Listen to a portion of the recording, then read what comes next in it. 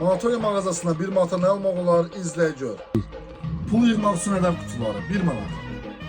Üçlü salfetka 1 manat, qutu salfetka 1 manat, dispenser salfetka 1 manat və qutu salfetkamız 1 manat. Krant başlığına keçən masalka qabı 1 manat. Çöp şişlər 1 manat.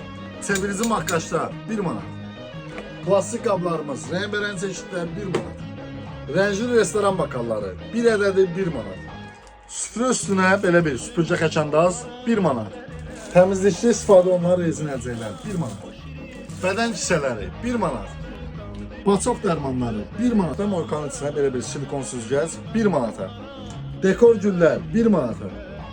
Aş boşqabı 1 manat, soz boşqabı 1 manat, dolma boşqabı 1 ədədi 1 manat. Kartof əzənlər 1 manata. Çiman asılqanları 1 manat.